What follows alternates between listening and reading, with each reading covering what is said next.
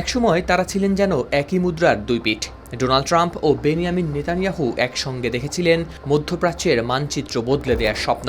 ইরানের বিরুদ্ধে যুদ্ধ শুরু করার সময়ও তাদের বিশ্বাস ছিল তেহরানের শাসন ব্যবস্থা ভেঙে পড়বে এবং সেই বিজয়ের ঢেউ ইসরায়েলের রাজনীতিতেও এনে দেবে নতুন শক্তি। কিন্তু কয়েক মাসের রক্তক্ষয়ী সংঘাতের পর এখন যেন উল্টো হয়ে গেছে দৃশ্যপট। যে যুদ্ধ নেতানিয়াহুর রাজনৈতিক ভবিষ্যৎকে আরও শক্তিশালী করার কথা ছিল, সেটিই এখন তার জন্য নতুন সংকটের কারণ হয়ে দাঁড়িয়েছে। কারণ যুদ্ধ থেকে বেরিয়ে আসার পথ খুঁজছেন ডোনাল্ড ট্রাম্প।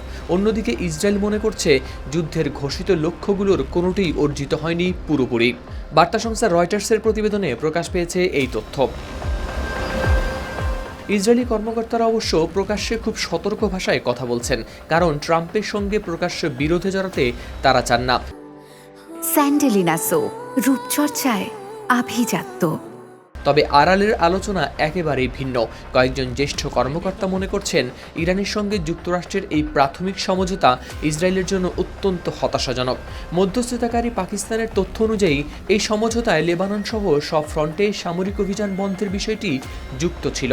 আর এই জায়গাটিতেই সবচেয়ে বেশি উদ্বেগ তৈরি করেছে তেল আবিবে, কারণ হিজবুল্লাহর বিরুদ্ধে অভিযান থামাতে ইসরায়েলের কোনো আগ্রহ নেই, বরং দক্ষিণ লেবাননে নিজেদের সামরিক উপস্থিতি ধরে রাখতে চায় দেশটি। এ নিয়ে ট্রাম্প ও নেতানিয়াহুর মধ্যে হয়েছে কয়েক দফা মতবিরোধ। এক পর্যায়ে বৈরুতে হামলা ঠেকাতে গিয়ে ট্রাম্প নাকি এক ক্ষুব্ধ ফোনালাপে নেতানিয়াহুকে পুরোপুরি পাগল বলেছিলেন।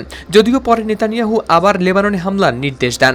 এই প্রক্রিয়ায় ইরানের ক্ষেপণাস্ত্র হামলা পরিস্থিতিকে করে তোলে আরও উত্তপ্ত। অবশেষে নেতানিয়াহু নিজেও স্বীকার করেছেন তার ও ট্রাম্পের মধ্যে সবসময় মতের মিল হয় না। তার ভাষ্য অনুযায়ী অনেক বিষয়ে দুই নেতা একমত হলেও এমন এক সময় আসে যখন মতপার্থক্য তৈরি হয়, আর তার প্রথম দায়িত্ব হলো ইসরায়েলের নিরাপত্তা নিশ্চিত করা।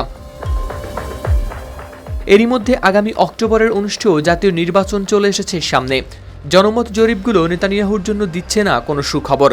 আরও বড় বিষয় হলো ইসরায়েলিদের একাংশের মধ্যে আস্থা কমতে শুরু করেছে ট্রাম্পের প্রতি।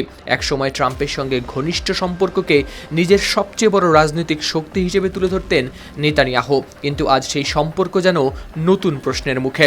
রাজনৈতিক বিশ্লেষকরাও মনে করছেন নেতানিয়াহুর সবচেয়ে বড় আশা এখন হয়তো একটাই, সেটি হলো এই সমঝোতা ব্যর্থ হবে এবং কয়েক মাসের মধ্যে আবার পাল্টে যাবে পরিস্থিতি।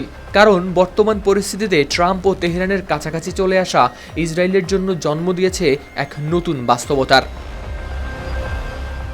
হাওলাদার শামীম, RTV।